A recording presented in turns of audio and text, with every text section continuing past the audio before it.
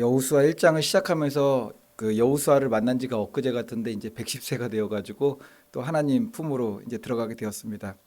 그러니까 우리가 이 땅을 살아가는데 항상 선택이잖아요. 작은 것부터 큰 것까지 선택입니다.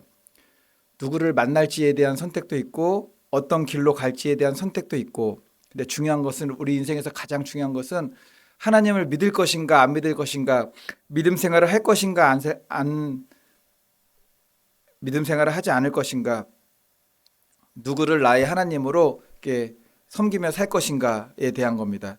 오늘 여호수아가 마지막 유언과도 같은 말씀에는 너희들이 결단하고 선택하라라는 거죠. 결단하고 선택하라. 여호수아 마지막 권면입니다. 이제 마지막 권면이죠. 유언입니다. 유언이니까는 뭐 거창할 게 없어요. 반드시 전해주고 싶은 거, 이제 그것만 얘기하는 겁니다. 여호수아가 이스라엘 모든 지파를 이제 세겜에 다 모았습니다. 그리고 하나님께서 아브라함부터 시작해가지고 하나님께서 행하신, 이스라엘을 구원하신 이제 구속의 역사에 대해서 이제 들려주는 거죠. 하나님이 너희들을 부르셨다. 그리고 아브라함의 후손들에게 약속의 땅을 주실 것이라는 것도 말씀하셨다. 애굽에서 모세와 아론을 통해 구원하셨고 홍해를 가르고 이게 나왔다. 광야를 지나 요단 동편 가나안의 왕들을 무찌르고 여리고와 가나안 족속들을 정복해 나갔다. 그리고 13절 보면은 너무나 또 은혜스러운 말씀이, 13절을 한번 읽어볼까요? 하나님께서 그들에게 주셨던 땅이며 성읍이며 포도원이며 그것들을 그들이 어떻게 얻게 되었는지 13절 보겠습니다. 시작. 내가 또 너희가 수고하지 아니한 땅과 너희가 건설하지 아니한 성읍들을 너희에게 주었더니 너희가 그들 가운데 거주하며 너희는 또 너희가 심지 아니한 포도원과 감람원의 열매를 먹는다 하셨느니라. 아멘. 그러니까 이 모든 것이 하나님께서 시작하셨어요. 그리고 하나님께서 인도하셨고 하나님께서 이루셨습니다.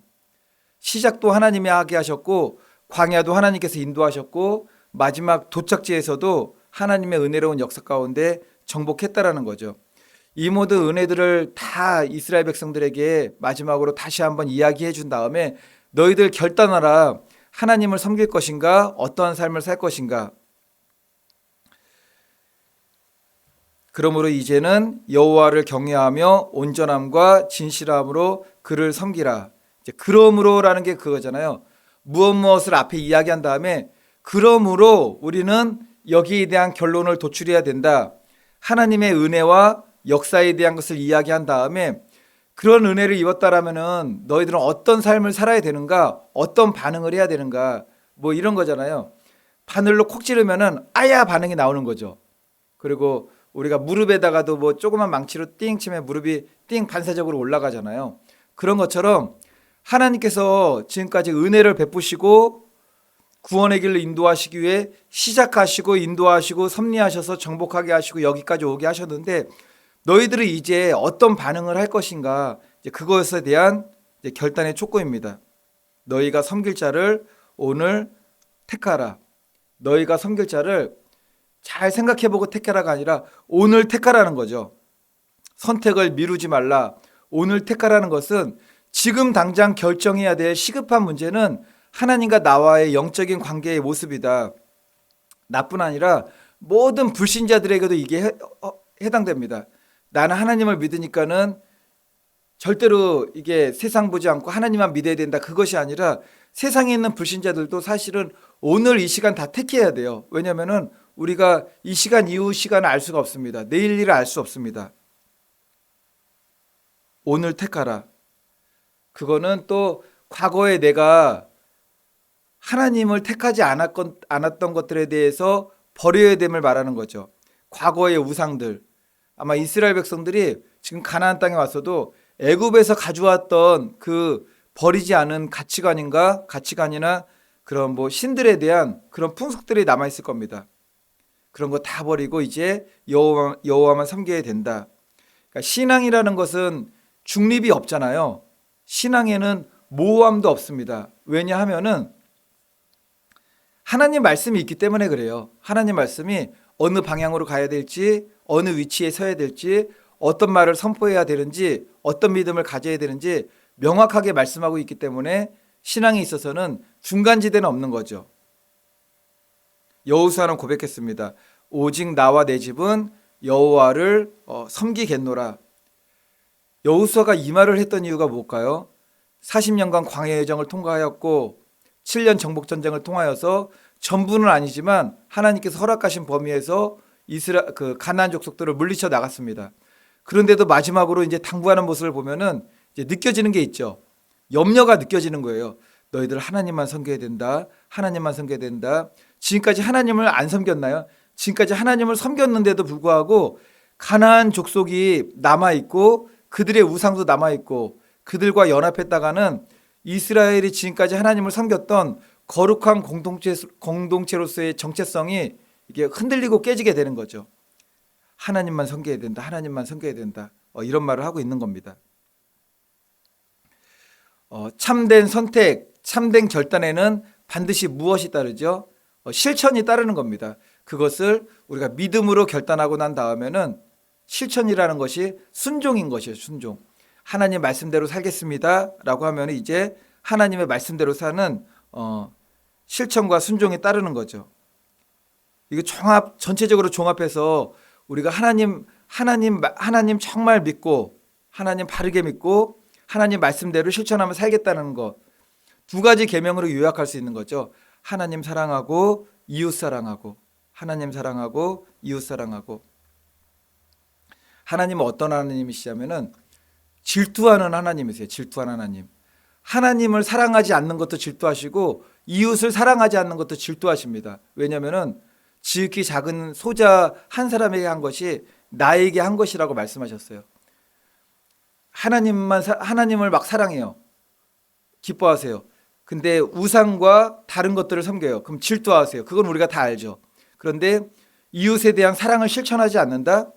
하나님께서는 나에 대해서 그렇게 한다라고 말씀을 하시는 거예요. 지극히 작은 자 하나에게 이웃 사랑을 실천하지 않는 자들이 곧 하나님께 대하여 사랑을 실천하지 않는 자라고 질투하시는 하나님이 된다라는 것입니다. 여호수아 24장 15절 오늘 너희가 섬길 자를 택하라. 여기 우리에게 주시는 도전이 있는 거죠. 우리는 누구를 인생의 주인으로 섬기고 있는가, 섬길 것인가, 정말 예수 그리스도 우리 하나님만을 나의 주인으로 왕으로 섬기고 있는가? 우리 교회의 중심은 누구인가? 교회의 중심은 하나님이신가? 아니면은 목회자인가? 아니면은 큰 영향력이 있는 어떤 장로님이나 성도인가? 오늘 나와 내 집은 오늘 우리와 우리 교회는 오직 여호와를 섬기겠노라. 이것이 우리의 믿음의 결단과 선택이 되어야 한다라는 것입니다. 이제 여호수아 말씀 끝나면은 바로 사사기가 나오잖아요. 왜 이렇게 여호수아가 마지막 고별 인사면은 보통 고별 인사 때 막 저런 거 얘기하잖아요. 업적 얘기하잖아요.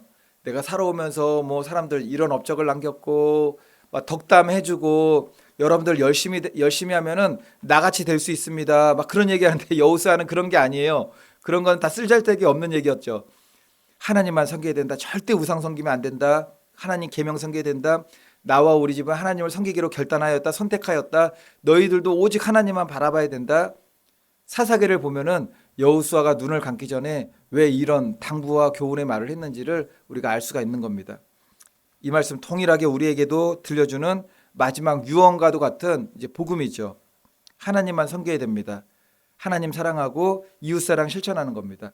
세상이 막 급변하고 있어요. 급변하고 있고 난리와 난리 소문의 소식들이 막 들려오고 있습니다. 우리 주님 오실 때가 정말 멀지 않았습니다. 그리할 때 우리가 해야 될 일이 무엇입니까? 뭐 여러 가지 이야기들도 많이 해요. 뭐 신부단장 뭐 그런 것도 그거 필요하죠. 신부단장이 뭐죠? 신부단장이 주님 오시는 그날까지 예수 그리스도의 복음 전하고 하나님 죽도록 생명 다해 사랑하고 하나님 사랑하는 그 사랑 가지고 이웃 사랑 실천하는 거, 그런 게 신부단장 하는 겁니다.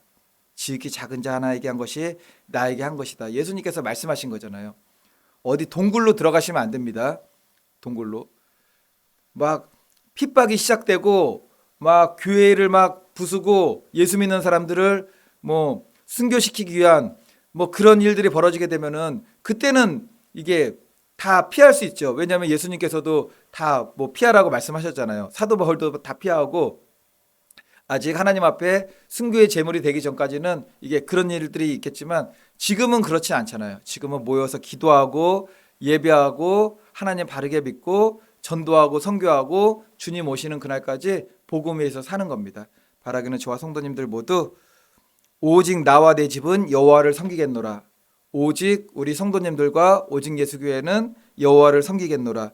이 믿음으로 지금 사사기 시대예요. 그럼에도 불구하고 사사기 시대에 아름다운 룻이 있었잖아요. 룻. 보아스도 있잖아요. 신랑과 신부의 예표가 되는 바라기는 저와 성도님들 모두 그러한 믿음으로 날마다 승리하시는 주님 사랑하고 그 말씀대로 순종하는 그 믿음으로 승리하시기를 예수님의 이름으로 축원을 드리겠습니다.